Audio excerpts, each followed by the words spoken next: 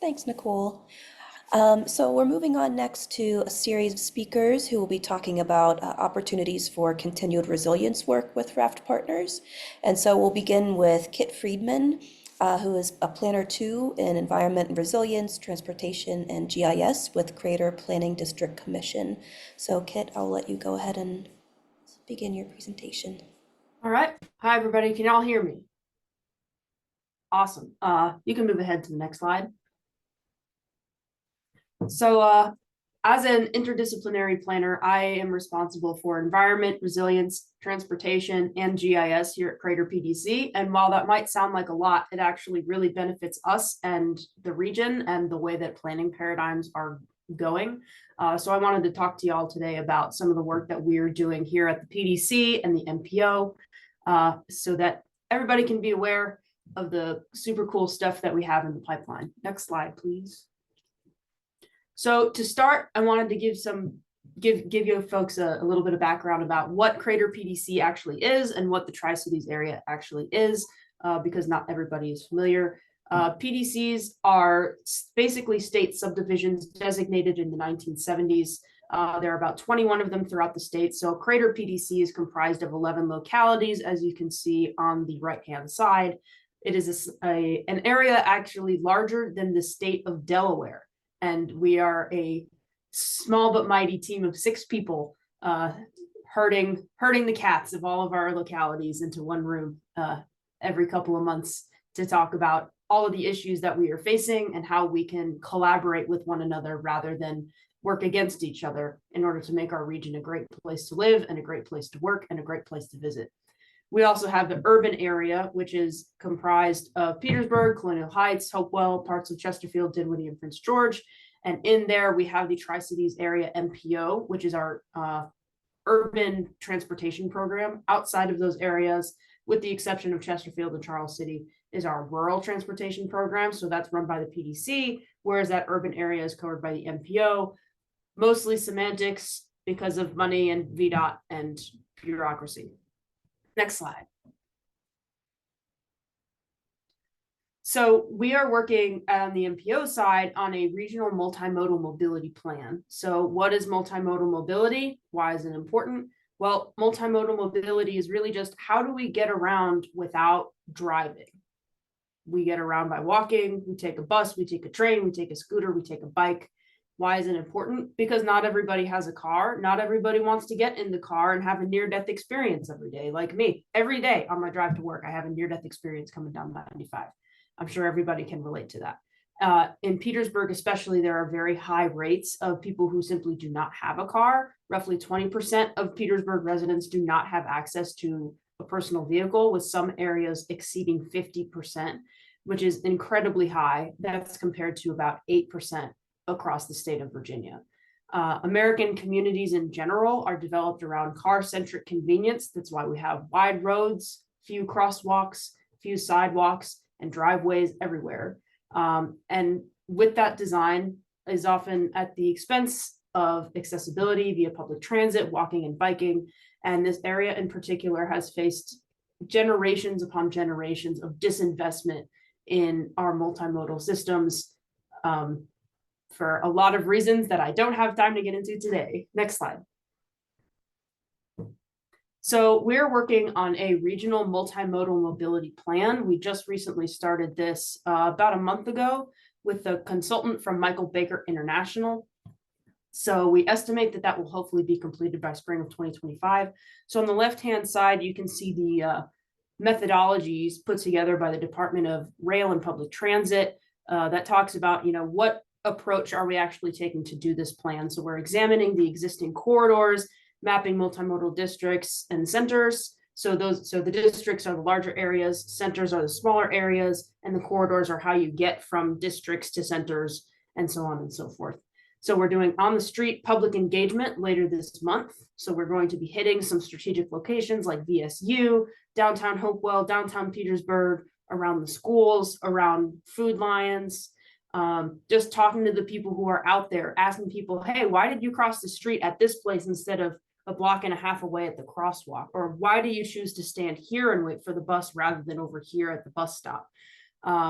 And we're also planning on holding some more formalized public meetings as well as surveys.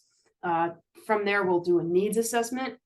Where are the specific locations we can target to improve regional connectivity? Where are those sort of keystone locations where if we can improve this one crosswalk, it will open up the rest of the region for somebody who is not necessarily driving a car? And then from there, we will identify those 10 locations and identify specific strategies that we can use to improve them, probably ranging from like a low cost to a high cost or low impact to high impact recommendations for various alternatives. And we're also going to include what kinds of funding sources are available so that we can ensure these solutions and recommendations become reality. Because unfortunately, especially in this region, a lot of plans are completed and the plans look really beautiful and shiny, but nothing ever happens with them because a lot of our localities simply do not have the capacity to take those plans and run with them. We don't want to continue that track record. We want things to actually start moving, and we want people to actually start moving. So once we finish that plan next spring, we are hoping to expand that to the entire Crater PDC service area. So not just the MPO area of, the Tri-Cities, but the entire PDC area. So that might include things like, how do we get somebody from the little town of Waverly out in Sussex County to their doctor's appointment in Colonial Heights if they don't have a car? There's no public transportation out there, so our recommendation might include some kind of shuttle service or something like that, or maybe some kind of outdoor recreational regional trail that spans from a utility easement in Sussex County through Greensville and Dinwiddie, to help people get around and expand outdoor recreation opportunities in an area where those don't really exist right now, and really just connecting people to the places where they need to go. Because in our region, it's not just about biking for recreation. It's not just about running for recreation. This is a matter of getting people to where they need to go. This is a matter of getting people to school, getting people to work, getting people to see their friends and family, getting people to doctor's appointments. So that's why we're really trying to take a very community-oriented approach to this plan, because we want to hear from you all. Essentially, we want to hear from you about what's working, what's not, and how can we make recommendations and actually move forward and make things better for the people who live here. Next slide. So in addition to the multimodal resilience plan or the multimodal mobility plan, lots of plans happening. That might be a theme. We're also working somewhat early in the process here on a regional resilience plan. So this is not transportation, this is environment. It will be funded by the Community Flood Preparedness Fund, which is from the Department of Recreation and is slated to kick off this summer, whenever they send us the contract. We will get moving. It will encompass all 11 Crater PDC localities. And what's really special about this plan is that historically Crater PDC's environmental program has focused exclusively on the Chesapeake Bay watershed, which is the James River and Appomattox River for our region. However, that's only about 20% of the land area in our entire PDC. What about everybody else? Tough luck up until now. We're not about that anymore. We want everybody to get a piece of the pie, and this is going to allow us to do it. So this funding and this plan will include examining flooding, repetitive loss, urban heat islands, air quality, water quality, wildland conservation and restoration, and what we can do to make our region more environmentally resilient and just a more beautiful place, preserve our beautiful places, and that sort of stuff. It's also creating the opportunity for me to move full-time into the environment and resilience planner position. So right now I'm kind of straddling a lot of different lines, doing a whole lot of different stuff. And it will also allow me to obtain a certified floodplain manager certification, which is required for localities to apply for various funding through DCR for flood preparedness and FEMA and that kind of stuff. So instead of our localities having to spend extra money to contract out that service to consultants, which is what's currently happening, that is something that we as a PDC will be able to provide free of charge for our localities.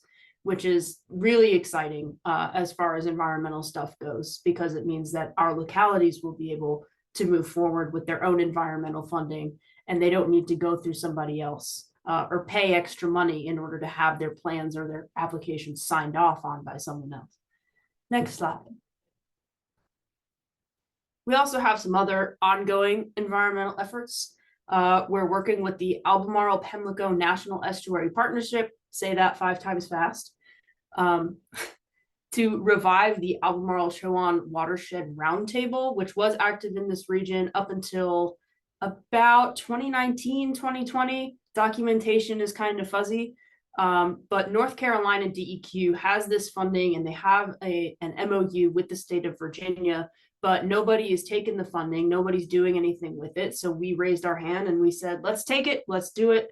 Let's convene these partners and let's move forward, and let's bring some of this funding to these areas that have been traditionally neglected. Let's bring all of the enthusiasm that we in Virginia have for the Chesapeake Bay to our other watersheds. And that for us includes the Meharon, the Blackwater, and the Nottoway rivers. Again, also providing those certified floodplain manager services to our localities free of charge. We actually just signed a contract today for the Virginia Trees for Clean Water grant for planting about 250 trees around Charles City County, around the county administration building, and around Harrison Park in Charles City County, if y'all know where that is. They have a lot of standing water and erosion problems up there, so we are aiming to deal with that by installing some trees. There's also not a lot of shade around over there, so why not kill a couple birds with 250 trees? We are also working on administering a $300,000 tree planting grant for the city of Hopewell. That is through the Infrastructure Investment and Jobs Act. That money is coming through the EPA and flowing through DEQ. And whoa, cool, dang. So we will be doing that, currently working on a scope of work to send out to consultants and waiting for DEQ to send us the finalized contract on that. But essentially what that will help us do is not only manage stormwater, air quality, water quality, but also provide some good aesthetics and canopy coverage around the city, for a city that does not really have all that much canopy coverage. We also convene an environmental resource management task force for all of our localities as part of our coastal zone management, though it also includes our non-coastal localities as well. And that's really just a way that we can convene all of our planners sort of in one virtual room to talk about what environmental issues we're dealing with, be it water quality, erosion, solar farms. How are we all dealing with those things? Because at the end of the day, we are all dealing with these things, and environmental issues do not care about the arbitrary borders that we draw between ourselves. And that's really what we're trying to look at as we build out this environmental program as a cornerstone of what the PDC does. Next slide. That's what I have for you today. You got all my contact info over there. If you ever want to talk, I make a lot of good, bad jokes. And I'm very enthusiastic about the work that we're doing here. And I would love to talk more, hear more. If you are interested in serving on the Multimodal Plan Steering Committee, please shoot me an email. We have our first meeting on April 30th from 2 to 3 p.m. And we would love to see you there and hear your input on how we can make this region more accessible. As we get more information out regarding our environment and resilience plan, including a steering committee for that, what public engagement will look like for that, because we're still in the very early phases of doing that. We will get that information out into the world and are very excited to be building this program that we're really, really proud of. I just started back in July, and we've already done a whole heck of a lot to make this region a much better place than it was when we found it. So thank you. All right, thanks so much, Kit. Sorry for the chime. I just wanted to make That's sure we okay. had enough time for the next two speakers, but I All good. appreciate your presentation. Next, we're moving to Heather Barrar. So Heather is Regional Trails Program Director with the Friends of the Lower Appomattox River. I'll let you take it away, Heather. Good, great to see everyone today, and I'll keep it moving. We can go to the next slide. Like Kit, I did want to give a quick background on who FOLAR is and where we work in the region. So FOLAR is about 24 years old, and we are born out of one of those plans from the Crater Planning District. So we're very proud. Crater and the National Park Service did planning studies back in the 90s. A nonprofit was born out of that, and now we have 4 professional staff implementing that Appomattox River Trail Plan. And we serve 6 of the 11 localities in the Crater Planning District region. You can see those partners. We are a very river corridor focused group. So we're protecting and promoting the river, and we're doing that by developing a 25-mile park and greenway and trail system through the region. I just wanted to show you our board of directors because our bylaws were set up through Crater. We do have 2 directors per locality, and 6 of those are actually appointed by that locality. So the board of supervisors or the city council actually appoints some of our board members to our board. Besides localities, we also have other partners like Virginia State University, Crater Planning District, of course, that's on our board, National Park Service, and others in the region. We can go to the next slide. All of our work right now is based on the Appomattox River Trail Master Plan and Signage Plan that was adopted in 2017. We had other planning efforts up until that point, but in 2017, we were funded by the Cameron Foundation. The region came together and wrote this plan. That really is a line on the map of where the trail and park system will go through the region, what the signage plan will look like. Of course, that's just master plan level, and we are now in the weeds, actually putting trail and parks on the ground. But this was adopted by all of our localities and all of our partners.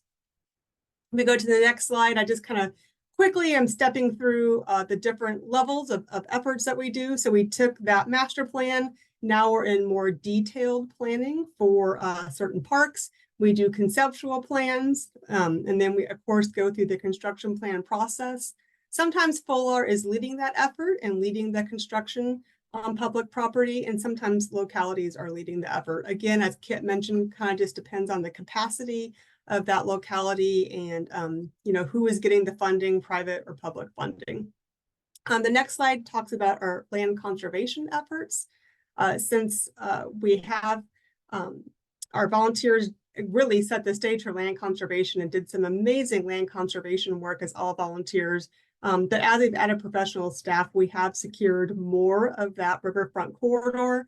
We are a state designated scenic river. So there's, of course, like Kit said, many reasons for protecting land. And really, we're protecting that scenic view, protecting the watershed, making sure it's a great experience, both from the water and from the land. And this picture really shows that our river is both tidal and flat water. So we're right there on the fall line, and lots of interesting opportunities for recreation paddlers.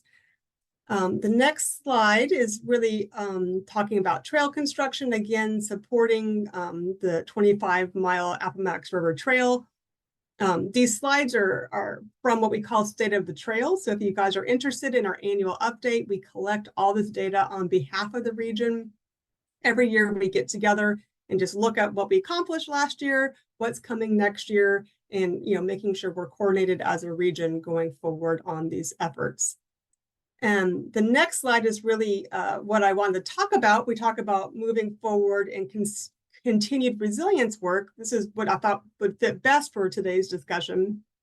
And that's FOLAR's invasive management planning and our native plantings. So 2 years ago, we hired Elise Neuschler. She is our environmental stewardship coordinator. And I really say she's coordinating plants and she's coordinating people. So we are doing a really volunteer program to remove invasive species, and then, of course, coming back and planting natives. The next slide shows some work that we're doing with the Department of Forestry. We actually did an invasive plant management plan for all the public space in our 26-mile corridor. The consultant VHB put this together. shows you where all the invasives are, the density of the invasives, and then the prescription on how to take care of them. So this next year, during the fall of 2024, we'll be working with each locality, taking this mapping to them, talking about how to identify invasives, and then working together to perhaps do some more volunteer work or work with staff to start managing invasive species on these public parks. And then one of the great stories, we have is as volunteers come out and learn this work and identify plants, we've actually had folks go home and say, oh my gosh, I saw these invasive species in my yard. Now I know how to take care of them in my yard, and I'm doing that at home now. So that really is that story we want to hear, right? They're coming to public land. They're helping us take care of public spaces, but they're taking that learning home with them and making an impact in the watershed. So the next slide really just wanted to show you about our volunteer engagement. Now that we do have Elise on board, we really have upped that capacity. We have at least one volunteer event on the weekends per month. We have several volunteer engagement activities during the week. And then we have some large special events. The next slide shows another volunteer engagement activity, and that is trail counts. So we have two kinds of trail counts to collect data. We have infrared counters that are out on all the trails in the region. We actually have volunteers who do collect that data manually for us. And then we also do trail counts where folks sit on the trail and actually tick mark off who is walking or biking by, getting some great stories and some great photos. And so this is another thing that we provide to the region, just benchmarking where we are. As we improve trail sections, we are seeing an increase in usage. So this is really great data for funders to show improvements do bring more users out. And this was actually funded by the Crater Health District to get us started on this project. Next slide. Just wanted to make sure everyone on the call knew about this trail map that we have on the FOLAR website. It's an interactive trail app. So when you're on the trail, you can actually hit a button on your phone, see exactly where you are on the trail, and get information about all the parks. Again, compiling that data from 6 localities into one place. So if you're a paddler, you want to put it in Chesterfield, take out in Petersburg, it's one place for you to get that kind of information. Just wanted to do a little shout out, make sure everyone knows about that resource. And then finally, just want to wrap up and make sure everyone knows, next slide, that, well, one more, I thought I was on the last slide, but here's just our events. So you can go through these, just our upcoming events. They're on our website, volunteer events. Next slide was the big news, is that FOLAR is moving. So we have been in with KIT in the Crater Planning District for the last 24 years, and FOLAR is moving to Old Town Petersburg. So here we are, a new old building, and that is Brick House Run that Naomi talked about. So our building is right there on Brick House Run. We'll be moving a little bit later this spring.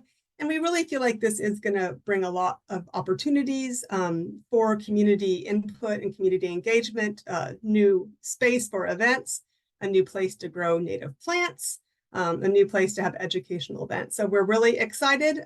We invite everyone to our ribbon cutting. Next slide, please. On May 31st, we hope you can come and join us. And that's also our Community Service Awards, where we recognize all of our great partners. And you can see the PDC is in the picture from last year, or the MPO received an award. So we are really happy to be moving and to kind of next chapter of FOLAR and what we might do with the building space with the community. So again, like Kit, happy to engage in these conversations. So excited to be here and work with everyone in the region on resilience. Great. Thank you so much, Heather. Rounding out the panel is Lisa Homa, who is a team member with Virginia Tech Center for Public Health Practice and Research and Petersburg Healthy Options Partnership, LIGHT, PHOPS LIGHT. And her presentation will also include input from Fancy Terrell, who is PHOPS LIGHT Local Project Director in HCAT. So go ahead, Lisa. Thank you. I'm really pleased to be with all of you this afternoon, and thank you all for all the great presentations and information sharing. This has been wonderful. I'm getting the pleasure of giving a little update from PHOP's Light. And also I, from time to time, get the pleasure to represent River Street Education, which is a food access organization located in Petersburg, Virginia.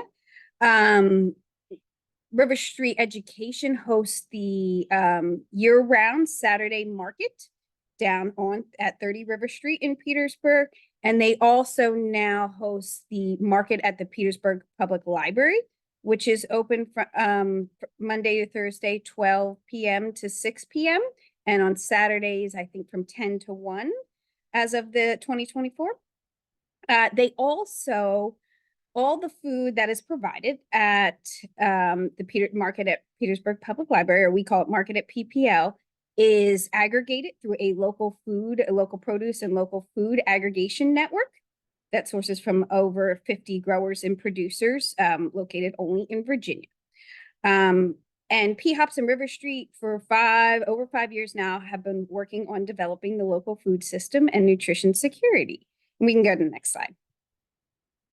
So I have some kind of low-hanging fruit partnership opportunities for resilience today. And of course, there's always more intense opportunities for partnerships and relationships if you're interested. So just let me know and I'll connect you to whoever that might be. But through that aggregation network I mentioned, we have anecdotal evidence of the need and supply and demand for both a Petersburg region food hub and shared use commercial kitchen. But as you're all very aware, you need the data, especially quantitative and financial. So we are in the middle of a market study to look at both, which will inform a larger feasibility study.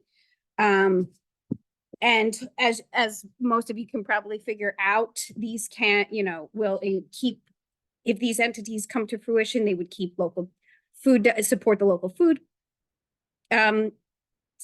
support the local food economy, keep local food dollars in the community, and shorten the food supply chain, of course, and that would increase resilience. So I think we can go right to the next slide. So we have a lot of components to the market study. We're using Ag Census data. We're using some focus groups, which we'll be reaching out to partners to promote, hopefully, and get feedback from. But right now, we have surveyed our current network, but are looking for partners to promote using this flyer, which I can also drop in the chat, this survey to local growers, producers, and food entrepreneurs. And the region that we're surveying, what we're calling the Petersburg region, is a lot of again, the Crater Planning District's region, not in totality, but we are looking for food entrepreneurs, farmers to complete the survey so we can get an assessment of the need, supply, and demand for these potential facilities in the area. So QR code there links to the survey. And if you want more information, we can talk about that afterwards. Next slide, please. Another resilience activity, of course, is kind of the emergency food supply. Both River Street Market and the market at PPL offer SNAP acceptance, and they also offer Virginia Fresh Match. I'm sure most people know, but just in case, that's the double bucks program in Virginia. So it matches all SNAP dollars for basically free or half off, depending on which facility you're at. Local fresh produce. And so we are in the middle of a campaign to get the word out. As many of you know, depending on what data you look at, about 1/5 of the households in Petersburg are SNAP households. And so we know from our transactions and sales data that a lot more families could benefit from utilizing these programs. So we are trying to get the word out there through social media, community partners, community champions. So again, if you think your neighbors, friends, colleagues, clients, customers, whoever that may be for you, could use these programs and you'd be willing to help us promote them, we're going to have flyers and rack cards to distribute very soon. Just connect with me and I'll get you some. Next slide, please. And then just another piece of information for the group. The Local Food Purchase Assistance Cooperative Agreement Program comes through VDAX from the USDA directly. River Street has been working in this program for about a year now. You can see some of the statistics metrics from 2023 in the Petersburg community. But the idea of this program is to connect local growers and value-added food product producers with free food distribution organizations, or generally food pantries in the area. It is all, so it's supporting those local growers and producers with funding from the USDA and providing these free food distribution organizations with local free food, and hopefully connecting and building relationships from the farmer and the growers to those free food distribution organizations or food pantries. The most recent proposal just went in March, and it includes about $250,000 for the Petersburg region, which is just about, or in February for the first time, included Petersburg City Public Schools and Pleasance Lane Elementary School, and I think also Vernon Johns is on board. So hoping to continue to expand the program. It had about $100,000 previously, and so it's a big increase to support enhancing the program. Next slide, please. And so there's not too much more resilient than youth development and farm to school with youth. And so the Petersburg Healthy Community Action Team, or HCAT, led by Fancy Terrell, is continuing to update their curriculums in farm to school and sustain the Pleasance Lane Learning Garden through partnerships with BSU's Ag Department, and also continuing collaborations in support of Greater Richmond Fit for Kids, the YMCA, and the Boys and Girls Club. So if you are interested in those topics, you can go to the next slide. You can reach out to Fancy or me. And like I said, there's some kind of just low-hanging promotional materials available if it's something you or your friends or neighbors are interested in. And I look forward to any questions that I can answer. Thank you so much.